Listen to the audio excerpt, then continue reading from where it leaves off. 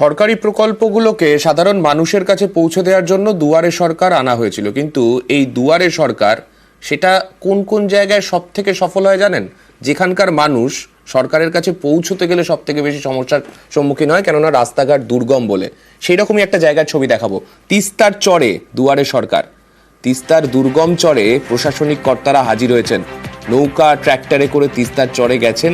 জলপাইগুড়ির বোয়ালমারি নন্দনপুরে তিস্তার চর, সেখানে প্রথমবার দুয়ারে সরকারের ক্যাম্প। আমাদের সঙ্গে আমাদের প্রতিনিধি শান্তনু রয়েছেন। শান্তনুর থেকে একটু বিস্তারিতভাবে জানবো। শান্তনু, যে জায়গায় এই ক্যাম্প করা হচ্ছে, এই ক্যাম্পের ফলে কতজন মানুষ এই সুবিধা ভোগ করতে পারবেন? দেখো, সেই এলাকার মধ্যে কিন্তু 1200টি মানুষ, মানে 300টি পরিবার সেখানে সংখ্যা রয়েছেন, প্রায় 1200-র মতন মানুষ বসবাস করেন। সেই মানুষগুলোকে কিন্তু এই সরকারি পরিষেবার অন্তর্ভুক্ত করার জন্য কিন্তু জেলা প্রশাসন থেকে এই উদ্যোগ নিয়েছে। জেলা প্রত্যন্ত এলাকার মধ্যে এটি একটি এলাকা, যেই এলাকা বলা যেতে পারে যে বর্ষার সময় একেবারেই বিচ্ছিন্ন হয়ে পড়ে এবং বর্ষার পরবর্তী সময় এতটাই দুর্গম যে সেখানের সঙ্গে মানুষজনের যোগাযোগ অনেকটাই বিচ্ছিন্ন হয়ে থাকে।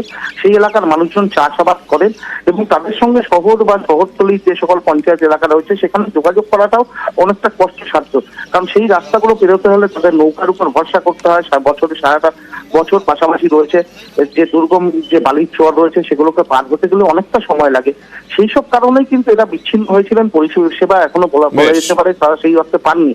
সেই মানুষগুলো যাতে পরিষেবা পান তার জন্য এই দুর্গম কিন্তু ক্যাম্প ব্যবস্থা করা হয়েছে। ইতিমধ্যে আমরা যেটা জানতে পেরেছি যে প্রথম দিনই প্রায় 160টি পরিবারের অনেক মানুষ যে উপকৃত হচ্ছেন সেখান থেকে, সেই ছবি আমরা দেখতেই পাচ্ছি। প্রচুর মানুষ এসেছেন সেই ক্যাম্পে। অনেক ধন্যবাদ তোমায় শান্তনু। ওখানে মোটামুটি 300 মতন পরিবার আছে এবং আমাদের ধারণা যে 1200 মতন লোক ওখানে বসবাস করে। রাজ্য স্তরের মিটিং, সেখানে বলে দেওয়া হয়েছিল প্রত্যন্ত অঞ্চলে পৌঁছানোর কথা। সেই লক্ষ্যেই আমরা ওখানে আয়োজন করি। প্রায় 1.5 কিলোমিটার রাস্তা নৌকায় এবং তারপর 7 কিলোমিটার রাস্তা ট্রাক্টরে ট্রলিতে করে আমরা আমাদের সমস্ত বিভাগ ওখানে গিয়ে পৌঁছাই এবং ওখানে লোকজন খুব ভালো সাড়া দিয়েছে। দুয়ারে সরকার 24 জানুয়ারি থেকে স্টার্ট হয়েছে, এটা চলবে 1 ফেব্রুয়ারি পর্যন্ত চলবে। তো গত বছর যেটা ছিল তখন আমাদের 2600 মতন ক্যাম্প হয়েছিল, এবার আমরা 2800 মতন ক্যাম্প করেছি, মানে এটা ক্যাম্পের সংখ্যা বাড়িয়েছি।